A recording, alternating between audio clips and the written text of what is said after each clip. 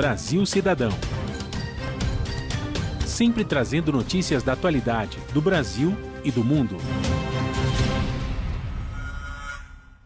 Olá, bom dia. Eu sou Joel Scali e começa agora o Brasil Cidadão, um programa do Observatório do Terceiro Setor com a co-apresentação de Frank Valverde. Na pauta do programa de hoje, pandemia e desigualdade. Segundo dados do IPEA, a cada 100 brasileiros ocupados, 86 trabalham presencialmente na pandemia.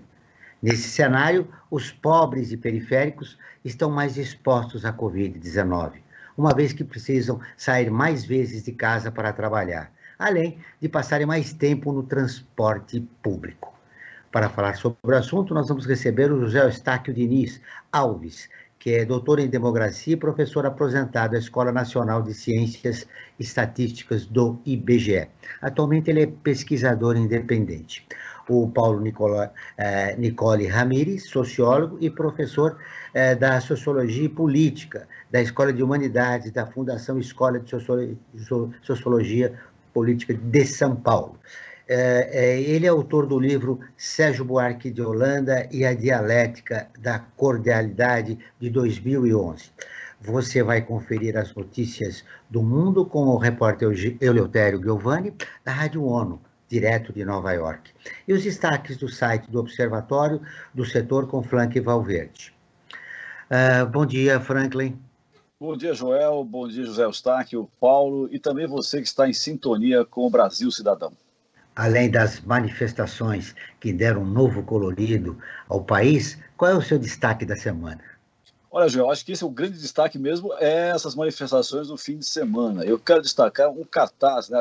Essas manifestações não acontecem só no Brasil, elas estão acontecendo em vários países do mundo e também na Colômbia, que a situação da Colômbia também é dramática. E lá tem um cartaz escrito num pedaço de papelão, de caixa de papelão, né? Com as cores da bandeira da Colômbia. Eu vou traduzir para o português, mas acho que pode ser utilizado também para a situação brasileira.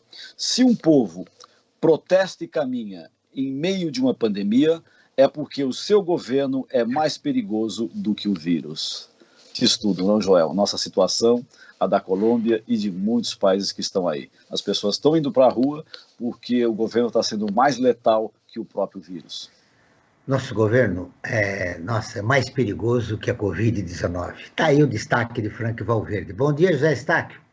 Bom dia, prazer aqui estar com vocês, com o Paulo, e isso que o Frank falou é verdade, né? É claro que a gente tem um vírus, um coronavírus que evoluiu e se espalhou pelo mundo todo, mas a gente tem um governo aliado a esse vírus, né?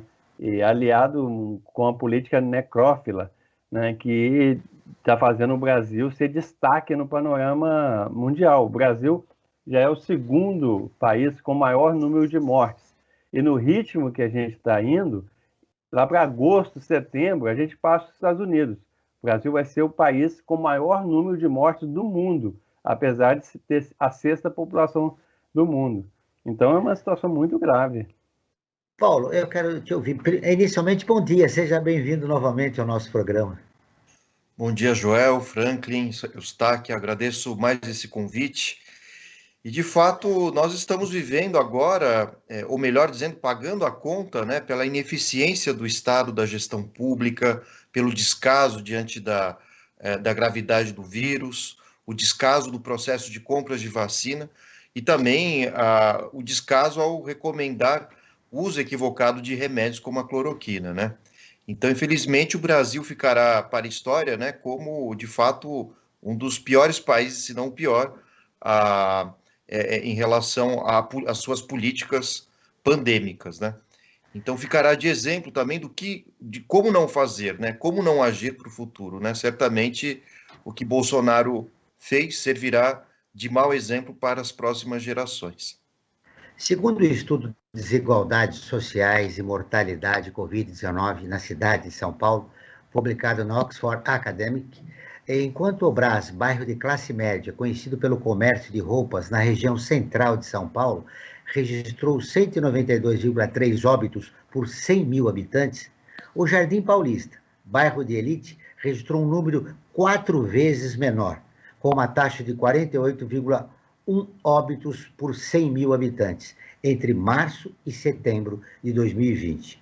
Além disso, enquanto 3 em cada negros morreram neste período, em instituições públicas, brancos e asiáticos morreram muito menos do que os negros, seja em unidades privadas ou seja unidades públicas, sem fins lucrativos. Eustáquio, a Covid agora, ela tem uma classe, né? Está atingindo uma classe social. Isto está claro pelos dados. Não, Joel, a gente costuma falar o seguinte, que o vírus, ele é democrático, no sentido que ele atinge todas as classes sociais, atinge todas as pessoas e do mundo inteiro. Né? Ele não escolhe quem que ele vai atacar. Acontece que a resposta não é democrática, né? Porque exatamente isso que você falou.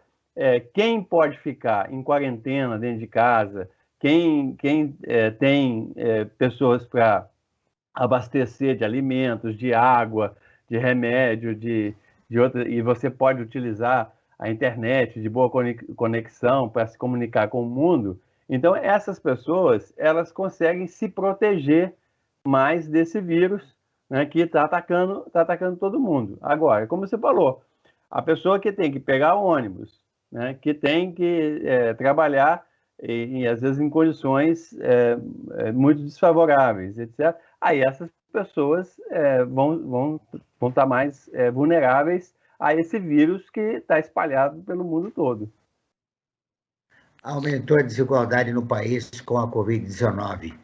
E ela está atingindo um público maior, uma classe de pessoas que estavam empregadas e perderam emprego durante a pandemia. Paulo, essa crise econômica, política e social, ela tem tempo para terminar, ou você acha que nessa terceira onda a desigualdade deve aumentar no país? Deve aumentar, sim, a desigualdade, ainda mais porque nós temos todo um segmento de pequenos comerciantes, empreendedores que também empobreceram, né, diga-se de passagem. Pessoas que até mais ou menos 1 ano e meio atrás se encontravam numa condição que poderíamos chamar de classe média. Então, o que os países europeus, as grandes potências, né, e os Estados Unidos, inclusive, têm feito é exatamente estimular a economia, aumentando a dívida pública, enfim, inserindo recursos financeiros para que empreendedores, empresas grandes gerem empregos e, de fato, reaqueçam toda a atividade econômica. No Brasil, a gente vai um pouco na contramão, porque Paulo Guedes, ministro da Economia, tem seguido à risca a cartilha neoliberal, o que significa, de certa forma, fazer com que o Estado não se comprometa na recuperação econômica, né? O que os Estados Unidos estão fazendo, por exemplo? Grandes obras públicas, reformas de grandes obras públicas já feitas no passado, estimulando o consumo, redução de juros, enfim, tudo isso começa a promover uma espécie de movimentação, né, do cenário econômico. No Brasil, o que nós tivemos, sim, foram alguns pacotes econômicos não muito bem sucedidos, que procuraram salvar alguns empregos e algumas empresas, mas a gente não pode esquecer, e fora, né, os benefícios do governo, né, mas a gente não pode esquecer que esses benefícios partiram, sim, do Congresso, sobretudo de partidos de esquerda, né? O Bolsonaro e Paulo Guedes relutaram até certo ponto na aceitação desse pacote. Até mesmo no início desse ano, o auxílio emergencial foi suspenso, né, o que levou muitas famílias a uma condição pior ainda, né, de fome, miséria, despejo por não conseguir pagar aluguéis, etc. Então, a saída para a crise é exatamente aumentar o investimento público, né, em construções, programas sociais, e também não podemos nos esquecer que há recursos para isso, embora o governo diga que não. Durante os governos do PT, foram somados praticamente 350 bilhões de dólares de reservas internacionais, que deveriam ser utilizadas exatamente para momentos como esse. E até agora nós mal vimos a discussão sobre o que fazer com esses recursos, né? Então isso mostra a falta de um planejamento estratégico do governo, exatamente na promoção da recuperação econômica, né? Da alavancagem da atividade, enfim, do setor industrial, do setor de serviços também. Então, eu diria a você que nós estamos muito longe de sair dessa crise. Óbvio que alguns setores vão se recuperar, né, como o setor industrial, sobretudo aqueles que realizam exportações também. O agronegócio, vejamos que ele foi pouco afetado, mas, ao mesmo tempo que a nossa moeda foi desvalorizada e aumentou o preço do dólar, consequentemente, o custo para as famílias também aumentou bastante, né? O salário mínimo também não aumentou na mesma proporção que o preço dos alimentos, por exemplo, né? Então, tudo isso tende a promover um prejuízo maior à sociedade, em termos de alimentação, moradia, acesso a bens de consumo. Isso acaba travando toda a cadeia econômica, né? Diante dessa realidade, Eustáquio, é importante falar do renda mínima, resgatar aquela ideia de que parcela da população precisa receber uma quantia para sobreviver mensal, inclusive para também criar uma nova dinâmica na sociedade de consumo, né? Ô, Joel, antes de entrar nessa questão, eu queria falar, tudo isso que o Paulo falou está correto. Agora, existe uma situação que é anterior a essa, né? Porque o que o Biden está fazendo nos Estados Unidos é tentar corrigir erros do governo Trump, né? Mas existem experiências internacionais que são muito mais bem-sucedidas. Nos Estados Unidos nem se compara. Eu queria falar do caso do Vietnã e da Nova Zelândia, tá? Eu fiquei impressionado, eu falo assim, dar um depoimento assim, pessoal, que eu estou escrevendo sobre a pandemia desde o início. Antes da OMS declarar a pandemia, eu já estava escrevendo e dizendo que a OMS precisava declarar a pandemia, que ela só declarou dia 11 de março, né? E naquela época, todo mundo falava assim, vamos achatar a curva, né? Você lembra que existia desenhozinho na internet? Tá? Vamos achatar a curva para não sobrecarregar o serviço de saúde e tal. E a Jacinda Ardern, que é a primeira-ministra da Nova Zelândia, ela falava assim, não, vamos eliminar a curva. Aí eu falava assim, essa mulher é doida, né? O mundo todo está falando em achatar a curva e a mulher está falando em eliminar a curva. E a mesma coisa foi feita no Vietnã. E eles conseguiram. Fizeram um lockdown, fizeram uma barreira sanitária. Uma coisa assim, está no livro texto de epidemiologia.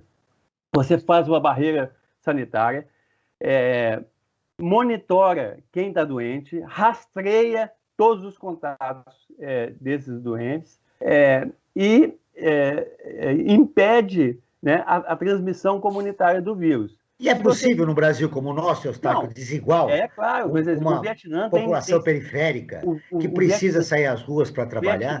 O Vietnã é mais pobre do que o Brasil, né? E ele tem 100 milhões de habitantes. Não é uma população pequenininha. A Nova Zelândia tem 5 milhões, é uma ilha. 5 milhões, aí você fala assim, aí fica mais fácil, né? Uma ilha, você controlar. Mas o Vietnã é 100 milhões e é mais pobre. Não é mais desigual, é menos desigual do que o Brasil, mas é mais pobre. E eles conseguiram. E o Vietnã, só para você ter uma ideia, quando surgiu a notícia da China em janeiro, você sabe que os orientais, eles comemoram o Natal em períodos diferentes, quer dizer, o calendário lunar, né? Então, o fim de ano, a festa de fim de ano, Natal, no Vietnã, vamos dizer assim, é no final de janeiro. E aí eles estavam nessas festas de fim de ano, tal, quando veio a notícia da pandemia na China. E eles fizeram uma barreira, eles têm uma fronteira enorme com a China. Fizeram uma barreira na fronteira, controlaram o aeroporto, controlaram os portos, isso em janeiro, né, do ano passado. E não deixaram o vírus se propagar, né? E aí, o que acontece? Eles ficaram 2, 3 meses de lockdown e depois, lá para abril, a escola já voltou, os alunos do Vietnã estão em aula, a economia já voltou.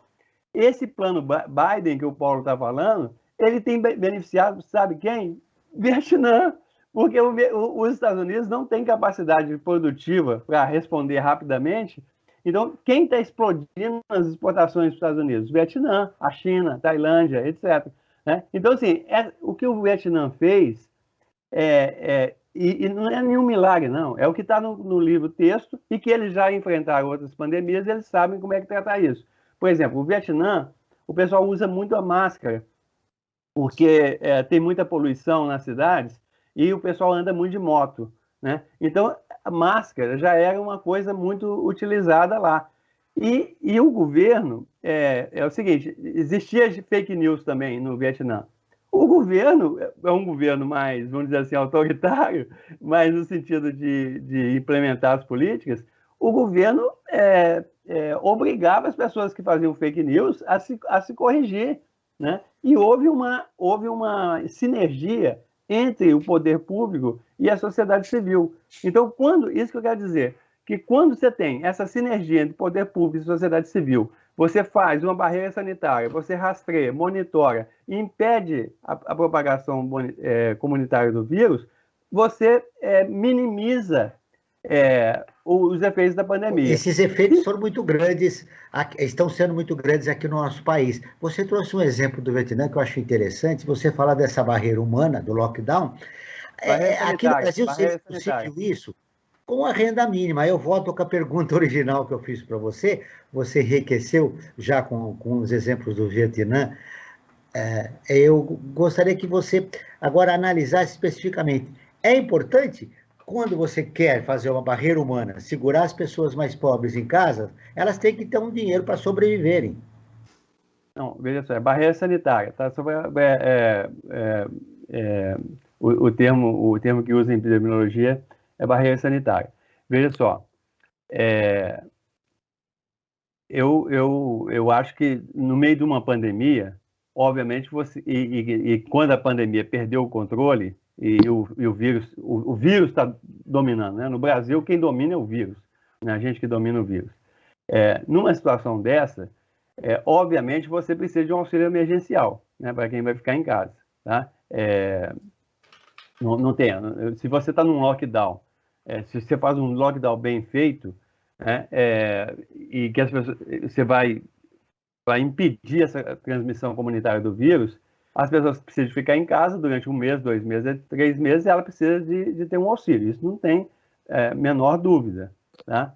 Agora, a renda mínima, você falar uma renda mínima que vai funcionar em qualquer conjuntura do país, é uma coisa um pouco diferente. E aí, assim, só para adiantar a nossa discussão, eu tenho uma posição muito clara em relação a isso, é o seguinte: a minha palavra de ordem central é pleno emprego e trabalho decente, tá? É isso que a gente tem que fazer, porque é o seguinte, o emprego é um direito que está colocado na Constituição, está colocado na Declaração Universal dos Direitos Humanos, tá? É um direito. E é o direito mais desrespeitado no Brasil, porque o IBGE soltou os dados na semana passada. Nós temos 15 milhões de pessoas procurando emprego e temos 33 milhões de pessoas que ou estão procurando emprego ou já desistiram de procurar emprego porque não conseguem procurar emprego, que são os desalentados, é o desemprego oculto, etc. 33 milhões de pessoas.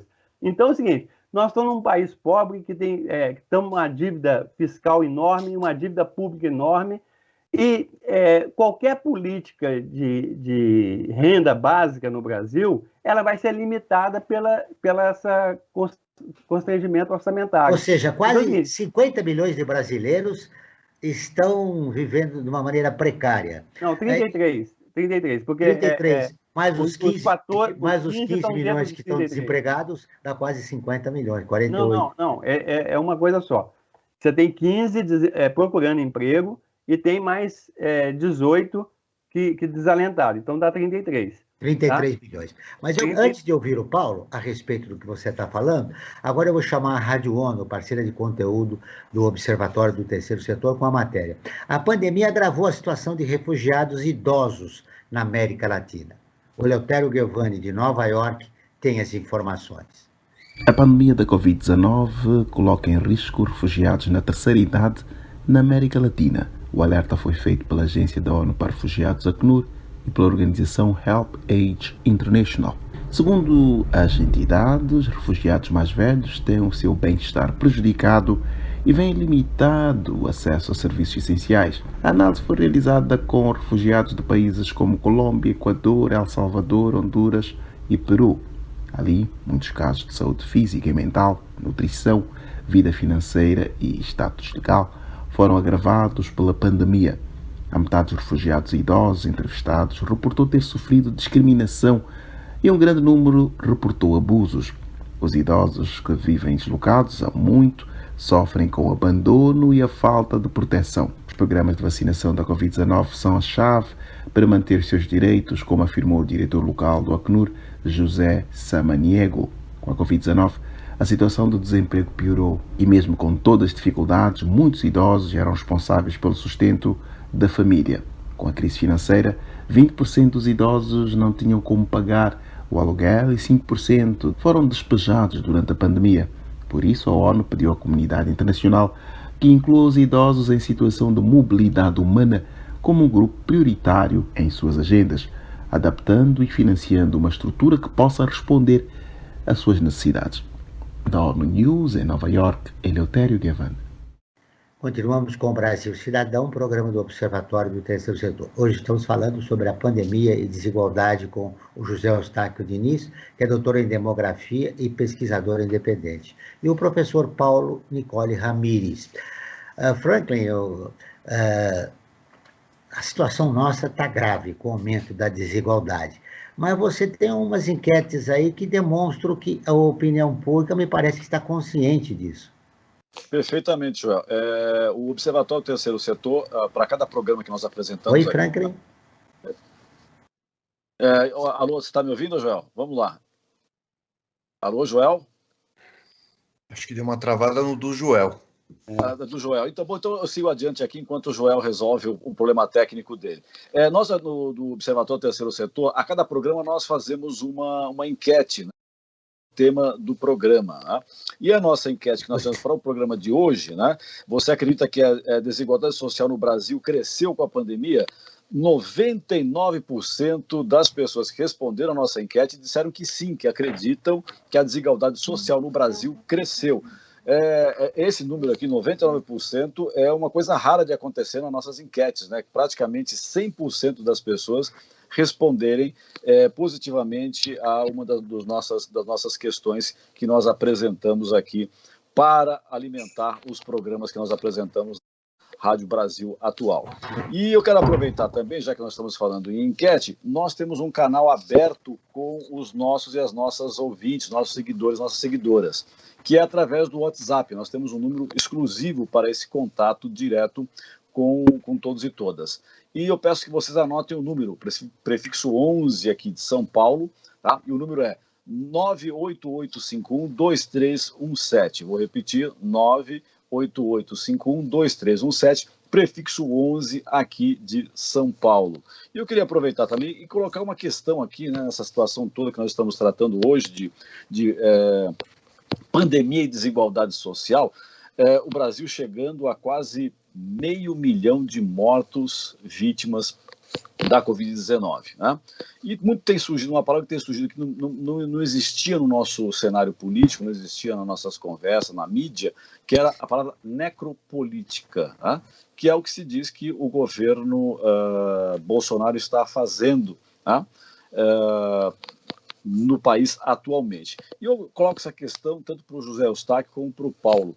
Vocês acreditam que realmente o Brasil vive uma necropolítica ou essa é mais uma das chamadas teorias da conspiração, como muita gente costuma dizer? Não, isso é teoria da conspiração, você que está inventando. Jamais o governo ia apostar numa necropolítica, onde já se viu matar a população, a troco do quê? Do dinheiro, de lucro, de capital?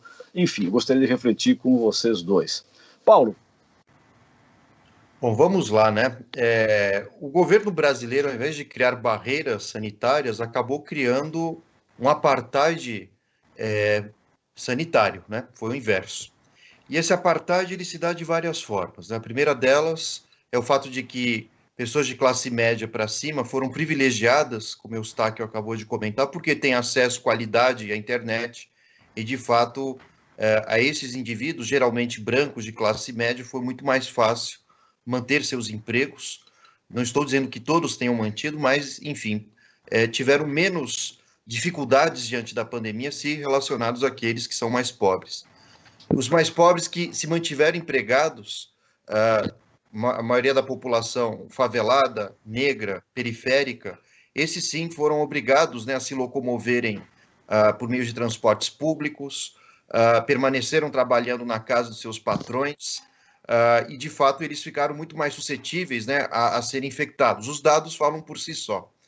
Além disso, a gente tem um outro elemento que é curioso e triste, é o fato de que a pandemia é mais um dos riscos que essa população enfrenta, além da violência policial, outras doenças, né, a falta de acesso a hospitais, enfim, há uma série de elementos que tornaram a pandemia mais um entre tantos outros problemas que a população negra, periférica e favelada vive no país. E, de fato, quando o governo procurou pouco intervir nessas áreas, as mais periféricas, poderia, por exemplo, ter distribuído máscaras gratuitamente, sequer fez isso, né? Assim como a gente tem políticas de saúde em relação à sexualidade, com a distribuição de camisinhas para evitar a disseminação do vírus, algo parecido deveria ter ocorrido, né? Autoridades públicas, com a pandemia, deveriam ter distribuído máscaras, álcool gel. Agora, imagine uma pessoa que sequer tem dinheiro para se alimentar, muito menos terá para comprar uma máscara ou o próprio álcool gel. Então, de fato, a gente pode falar de uma necropolítica, né? Esse conceito inventado pelo Mambé, ele, que é um autor do Camarões, ele vai dizer que a necropolítica ela se caracteriza pelo fato do governo escolher quem vai sobreviver, de que maneira outros tantos serão mortos ou simplesmente isolados das políticas públicas que permitam manter a vida, né? Agora, é curioso o caso brasileiro, porque muito se discute se é ou não é um genocídio, né? Na maioria das vezes, o genocídio ele se caracteriza quando uma maioria étnica procura eliminar uma minoria étnica. No Brasil, como a gente vive todo um cenário de miscigenação, né, cultural, política, mesmo religiosa, étnica e tal, fica difícil a gente perceber isso, né? Por isso que alguns autores e analistas hoje têm preferido usar a expressão necropolítica, né? Exatamente porque há um direcionamento, sim, sobretudo a população pobre, negra, periférica, né? Essa sim é mais suscetível, exatamente porque com subempregos ou empregos pouco remunerados, não há outra alternativa a não ser se submeter a empregos com baixa qualidade de vida e, pior do que isso, a submissão mesmo a locomoção em transportes públicos precários, né? Vejam que o Estado de São Paulo e a Prefeitura aqui na nossa cidade pouco fez para dar uma qualidade melhor na translocação dos cidadãos mais pobres em relação ao seu ambiente de trabalho. O metrô, o ônibus continuam superlotados no horário de pico, né? Então isso já revela quem o governo escolheu beneficiar, e certamente não são os mais pobres. Agora, Paulo, de uma certa forma, Paulo, isso não deixa de ser um genocídio, né? Porque quem está sendo mais atingido pela população é a população negra, né? Ou seja, tem uma característica aí, digamos, étnica aí muito clara, né? Quem mais está sendo atingido é a população negra, né? Os números estão aí que não nos deixam mentir, né? De uma certa forma, não deixa de ser até uma espécie de genocídio, digamos assim, né? Um genocídio, digamos, do século XXI, né? Assim, é um genocídio pós-moderno, né? Criado exatamente por essas barreiras, apartheid social, né? A falta por exemplo, nós aqui, nesse momento, estamos muito mais próximos culturalmente e socialmente de um indivíduo do outro lado do mundo, no Japão, usando o computador, do que um morador de rua cruzando a minha rua agora, nesse instante. Então, vejam que os distanciamentos, aliás, as distâncias, as desigualdades sociais, elas se dão exatamente pela capacidade ou não de você ter acesso aos bens públicos e benefícios públicos. E, de fato, a população mais pobre pouco teve esse acesso. Agora, viu, Frank, o Paulo, tem uma outra população que está vivendo, uma minoria, mas está vivendo uma outra realidade. Apesar da crise causada pela pandemia, o número de novos bilionários aumentou, de acordo com a apuração da revista Forbes. O Brasil ganhou 10 novos bilionários, somando 65 neste ano. Os brasileiros bilionários têm patrimônio conjunto de 1,16 trilhões contra 710 bilhões do ano passado. O valor equivale a uma fortuna semelhante a 1/5 da riqueza econômica gerada no Brasil em um ano. Na contramão dessa realidade, 1 em cada 4 brasileiros diz que a quantidade de comida na mesa para alimentar a família foi menor do que o suficiente nos últimos meses, segundo a pesquisa do Datafolha. Situação vergonhosa do nosso país, Eustáquio. Pois é uma desigualdade impressionante, né? O Brasil é um dos países mais desiguais do mundo. Mas eu fiquei devendo uma resposta para o Franklin, e eu queria concordar com tudo que o Paulo falou, especialmente essa questão do genocídio, porque eu acho que realmente para as populações branca e negra é a preta e parda, né, que é as definições do IBGE, eu acho que o termo genocídio não se aplica. Mas para a população indígena talvez se aplique, né? Porque a população indígena é muito pequena e ela é a mais prejudicada. É claro que quando a gente está falando na realidade de São Paulo, tem muito pouco indígena, mas quando você pensa no Brasil, a gente tem menos de 1 milhão de indígenas no Brasil e os indígenas têm a maior mortalidade. Então, nesse caso, existem vários estudos mostrando que o termo genocídio ele pode ser aplicado, sim, pelo que está acontecendo na população indígena brasileira. E essa questão que o Joel falou, né, da desigualdade, realmente é o seguinte: o Brasil já era muito desigual antes da pandemia, e a pandemia aumentou as desigualdades, né? E como eu falei, esses dados que o IBGE apresentou semana passada, né, de desemprego, eles são assustadores, porque é o seguinte, 33 milhões de pessoas que poderiam estar trabalhando e não estão trabalhando, corresponde a toda a força de trabalho da Espanha e de Portugal juntos. E nós estamos jogando fora uma península ibérica. Tá? Se essas pessoas estivessem trabalhando, é claro que com a pandemia tem que tomar cuidado, etc. Mas esse desemprego já era anterior, né? E ele se agrava agora. Então é o seguinte, 33 milhões de pessoas que não estão trabalhando e outras pessoas que diminuíram o salário, né? Reduzir a jornada de trabalho durante a pandemia. Então, a situação social do Brasil ela se agravou muito com a pandemia, né? E nós estamos num governo que falando assim, é um governo que não está muito preocupado com isso. O que o governo está preocupado? Em liberar armas, né? Fazer políticas que beneficiam uma parcela muito pequena. Por exemplo, uma coisa tão impressionante que o presidente da República não visitou um hospital.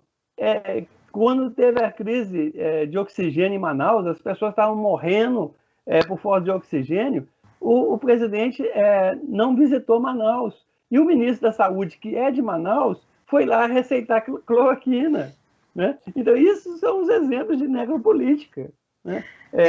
Agora tem uma CPI no Senado Federal apurando a responsabilidade do governo federal e diretamente do presidente da República e do ministro da Saúde. Você acredita que ela chegue em algum lugar, Paulo?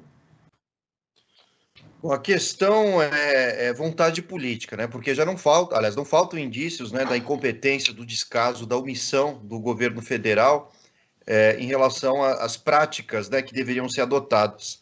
Desde favorecer o isolamento social, a compra de vacinas e também compra de recursos básicos, né, insumos como oxigênio, medicação para sedação. Então vejam que passados um ano quase da pandemia, isso no início do ano, faltou oxigênio no estado do Amazonas, né, o que é um absurdo, né? Como que um governo não se prepara para isso? E ainda que recebendo ajuda como da Venezuela, independentemente de ela ser de esquerda, de direita, isso não importa, o que deveria estar em jogo era o valor da vida, né? Afinal de contas, o motivo número 1 de todos nós vivermos em sociedade e submissos a um Estado é o fato de que ele deve garantir o direito à vida, né? E coisa que o Estado brasileiro não fez. Então, frente a esses aspectos, né, que, de fato, se Bolsonaro não for condenado nas instâncias nacionais jurídicas, é bem certo que no âmbito internacional, no Tribunal de Haia, o Tribunal Penal Internacional, o Brasil ou sofre alguma sanção, ou mesmo o presidente, caso viaje, ou, enfim, os componentes dos seus ministérios, né, venham sofrer alguma punição no âmbito internacional, né? Então, a gente não pode esquecer que já tem 2 processos no Tribunal Internacional Penal. Primeiro, pelo genocídio indígena, e segundo, pela incompetência, né, nas estratégias políticas diante da pandemia, né? Há acusações, sim, no âmbito internacional por genocídio. Isso, por sua vez, vai evitando com que empresas multinacionais invistam no Brasil. Ninguém quer associar a sua imagem à imagem de um governo que é omisso, que é incompetente. Então, a tendência é que a crise econômica piore, a situação, consequentemente, econômica da população também, a miséria deve aumentar. Então, acredito que se Bolsonaro for afetado, de fato, sofrer um impeachment ou qualquer outro tipo de processo, será muito mais por um argumento econômico do que necessariamente diante da pandemia, né? Digo isso porque, com a vitória do Arthur Lira, né, e também do presidente do Senado, o Bolsonaro ele conseguiu se blindar, né, com o apoio do Centrão, distribuindo cargos, aumentando o valor do orçamento, né, para compra, inclusive, de tratores, né, insumos, enfim, produtos para deputados do Norte e Nordeste.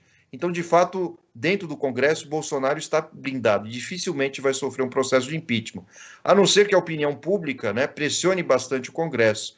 Mas é difícil ver esse movimento porque, por exemplo, no último sábado, no 29 de maio, embora a gente tenha tido tantas manifestações Brasil afora, nós vimos também os grandes jornais do Brasil muito omissos. O Estadão, apresentaram qualquer outra capa de notícia, menos falando exatamente desse grande movimento que nós tivemos no sábado contra o presidente Bolsonaro e a favor do impeachment dele. Então, de fato, se não houver um consenso da opinião pública de alas progressistas e de esquerda, dificilmente Bolsonaro sofrerá qualquer punição. Eustáquio, você que é um pesquisador, o que explica a parcela da população apoiando esse governo, um governo negacionista, que levou o país a uma crise sanitária sem precedentes? É uma pergunta difícil, viu?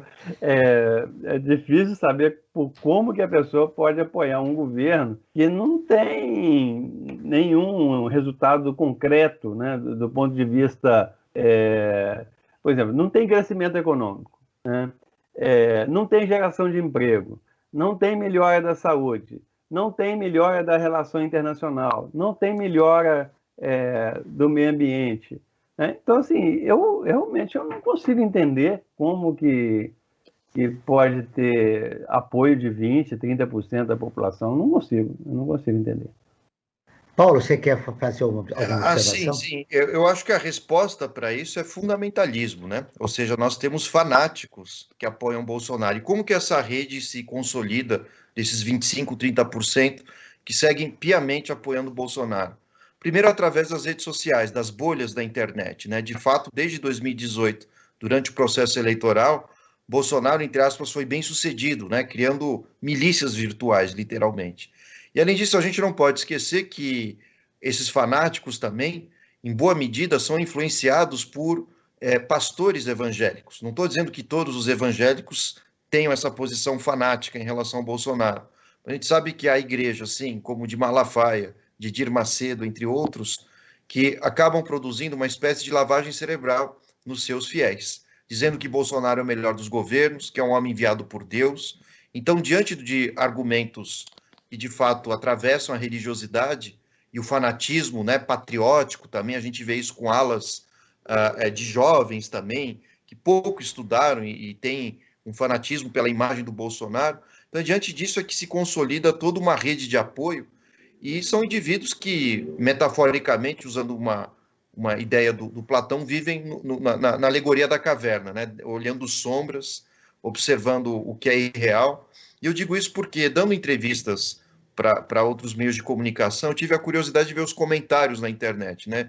Dizendo que nós somos uma esquerda maluca, que falamos mentiras, que o Brasil continua crescendo, nunca se criou tantos empregos, então eu não sei quais dados esses indivíduos têm acesso. E tudo isso se fortalece com fake news, com a ideia da pós-verdade, e além disso, uma visão fanática, religiosa e ufanista, né, diante desse governo que tem tendências militares gigantescas. Aliás, estamos num governo militar, né? A questão é que apenas não damos um nome a isso, porque não houve um golpe explícito, né? Mas o fato do Lula não ter participado das eleições de 2018 já mostra que houve toda uma manipulação que acabou por favorecer esses grupos mais reacionários, desde Sérgio Moro até Bolsonaro, né? Esse grupo de pessoas vive numa outra realidade, né? E o pior é que você encontra também representantes na população de baixa renda, né, que acreditam que o governo federal faz tem algum sentido. Agora nós vamos ouvir as notícias de destaque do site do Observatório Terceiro Setor, o Frank Valverde. Frank, o que você destacou desta semana do nosso site? Quais foram as matérias mais importantes, segundo a tua visão? Olha, Joel, o Observatório Terceiro Setor sempre procura abordar uma série de informações e notícias que estão no dia a dia das pessoas, né? E entre as matérias mais lidas no nosso site, nós temos uma que diz sobre a respeito da pandemia, né? Que com a pandemia a fome voltou à mesa dos brasileiros. Isso é muito trágico, muito triste, que com a pandemia as pessoas, além da pandemia, vão ter que tratar também da fome, que era uma questão que parecia já estar resolvida, né, na nossa realidade brasileira. Outra matéria também que foi destaque, fazendo um contraponto com essa questão da fome, é que o presidente Bolsonaro assinou uma medida que aumentou o seu salário e dos seus ministros até em 69%, Joel. Ou seja, ele vai ganhar tudo em torno de 50, 60 mil reais, né, dependendo a faixa, né, às vezes alguns 30, enfim. Tá? E, no entanto, o nosso salário mínimo está para ser assinado, né, ou foi assinado, vai entrar em vigor ainda, R$ 1.100. Né? Olha só a diferença brutal entre essas duas realidades, a do povo e a da cúpula que administra esse país. Mas a matéria que eu quero destacar é sobre 6 causas sociais que mais sensibilizam os brasileiros. Tá? E entre elas nós temos aqui, João, as que mais sensibilizam. Nós temos a questão da educação, as situações emergenciais com catástrofes, que é uma coisa também que mobiliza bastante, a situação do idoso, o combate à pobreza e à fome, né, que já outra matéria mostra bem que a questão da fome que está voltando à mesa, as crianças, e a matéria que mais sensibiliza os brasileiros é a questão da saúde. Né? Já sensibilizava antes da pandemia e agora com a pandemia aumentou muito mais. Tá? Então, mostra que o brasileiro está muito atento a essas questões que sensibilizam, e isso reflete diretamente no quê? Em se tornar um voluntário. Né? Acho que a pessoa, quando quer se tornar um voluntário, ela olha para esses 6 temas, né? Sendo que o principal deles, o que mais chama a atenção, é a questão da saúde e logo depois a questão da infância no Brasil, seguido pela questão do idoso, e aí vão as outras questões. Enfim, esses são os destaques do site do Observatório Terceiro Setor nesta semana que passou, né? E na semana que vem nós vamos dar os destaques desta semana que se inicia agora. Paulo e Eustáquio, eu gosto, nesse momento do programa, eu gostaria de olhar e ver a pós-pandemia. O que, de uma maneira significativa, vai mudar no nosso país? Ficou claro pela opinião de vocês que a desigualdade deve aumentar, o desemprego, problemas sociais, um desgoverno que está aí. O que nós podemos esperar, além de tudo isso, na pós-pandemia, Eustáquio? Olha, eu vou aproveitar uma coisa que o Paulo falou e emendar com essa questão que o Joel falou. Sobre a questão religiosa, o apoio religioso, eu escrevi um artigo em 2018 mostrando que a eleição do Bolsonaro teve um peso muito grande do eleitorado evangélico. Né? O que aconteceu? O Bolsonaro e o Haddad empataram na religião católica e o Bolsonaro deu uma lavada entre os evangélicos. Né? No passado, os evangélicos já votaram no Lula, já votaram na Dilma. Né? Mas em 2018 eles foram em peso para o Bolsonaro. Atualmente... Muito bem, perdemos momentaneamente o contato com o José Eustáquio, que estava falando a respeito. Paulo, eu acho que nós podemos... Eu estou escutando o Eustáquio. Na verdade, o Joel. Eustáquio, você pode continuar e concluir? Eu sigo o programa por aqui, acho que até o Joel poder ter a conexão. Conclua seu pensamento. Bom, o que eu acho é que esse governo não vai terminar o mandato, e se terminar o mandato, não ganha as eleições. Né? Eu acho que essas manifestações que aconteceram agora no dia 29 de março, elas vão crescer, porque a situação no Brasil está muito grave. Maio, né? De maio, né, Eustáquio? 29 de maio. 29 de maio. Exato, desculpa. As manifestações vão crescer porque a fome está aumentando, o desemprego está aumentando, a crise da energia, o apagão energético que vem pela frente. Então, assim, não há fake news que consiga segurar esse processo. E o Centrão é como aquela biruta de aeroporto. Ele vai de acordo com a situação. Muitas dessas pessoas que estão no Centrão hoje apoiando o governo, apoiaram o governo Lula, apoiaram o governo Dilma. Então, eu acho que essa é o rumo que eu vejo pela frente. Agora, o Joel perguntou sobre o futuro, né? Então, assim, o próximo governo, que pelas pesquisas tudo está parecendo que vai ser o Lula, né, o próximo governador do país, ele vai enfrentar uma situação pior do que ele enfrentou em 2003, né? Porque se a gente falava em herança maldita em 2003, essa herança maldita que o próximo governo vai pegar, ela é levada ao quadrado, né? Então, herança assim, tenebrosa, né? É uma situação... vai ter de ter um termo assim, herança maldita tenebrosa, alguma coisa desse tipo. Herança maldita tenebrosa. A gente fecha a sua fala com isso. Isso mostra um pouco, como você já me disse em outras oportunidades, Eustáquio, que você é um pessimista contumaz, né? Paulo, suas considerações finais. O Brasil pós-pandemia, rapidamente, nós estamos chegando ao final do programa, agradecendo a você e ao Eustáquio novamente pela presença dos dois aqui, que deverão voltar outras oportunidades no nosso programa. Eu tenho a impressão que a situação do Brasil começará a ser resolvida a partir das eleições do ano que vem. Isso se, claro, Bolsonaro aceitar o resultado das eleições. E ainda assim, eu tenho a impressão que, com ou sem voto impresso, que é uma demanda do Bolsonaro, né, o voto impresso, Bolsonaro deve ser humilhado nas urnas. Afinal de contas, todos nós aqui, brasileiros, têm familiares que foram acometidos, né, pelo vírus, conhecidos, né? Eu perdi colegas, perdi alunos, muito jovens também. Então, isso causa uma certa revolta, né? E isso justifica também o crescimento da impopularidade do presidente, conforme tem apontado as últimas pesquisas. Então, o diagnóstico que eu tenho é uma previsão, mas espero que se realize, é que talvez Bolsonaro sequer chegue ao segundo turno no ano que vem, né? E talvez nenhum partido queira, dentro da sua legenda, né? Considerando que as acusações de genocídio, necropolítica não param de aumentar, o desemprego, a miséria, a fome. Então, um outro cenário possível é que Bolsonaro sequer venha a se candidatar. Não porque ele não queira, é porque ninguém o quererá, de fato, né? E essa é uma marcha crescente na sociedade. Franklin, seu destaque final do programa de hoje. Eu quero dar um destaque importante, que o Observatório tem uma nova ferramenta, é o Apoio Terceiro Setor, uma plataforma online de financiamento coletivo para organizações da sociedade civil com projetos de diversas áreas. Saiba mais em apoie3setor.com.br, o 3 em numeral. Senhor está aqui em 30 segundos. Um sonho seu.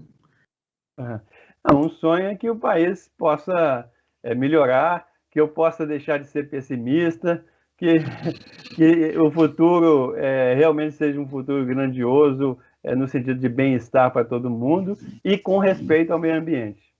Paulo, apesar de um pesquisador ser pessimista, porque ele tem os dados do país, eu queria de você também um sonho seu para o Brasil do futuro, na pós-pandemia. Eu penso no primeiro passo, e o primeiro passo é fora Bolsonaro, né? Eu acho que a gente precisa se livrar não de um Messias, mas do anticristo mesmo, né? No sentido metafórico, como dizia Walter Benjamin, o anticristo é o reacionário, é o fascista, não necessariamente o demônio, mas é assim que eu enxergo o Bolsonaro. O Brasil Cidadão está terminando. Eu agradeço a presença do José Eustáquio Diniz Alves, doutor em demografia e pesquisador independente. Ao Paulo Nicole Ramires, que é sociólogo e autor do livro Sérgio Buarque de Holanda e a Dialética da Cordialidade de 2011. Esse programa foi produzido pela equipe do Observatório do Terceiro Setor. Na próxima quinta-feira, acompanhe o nosso programa Observatório na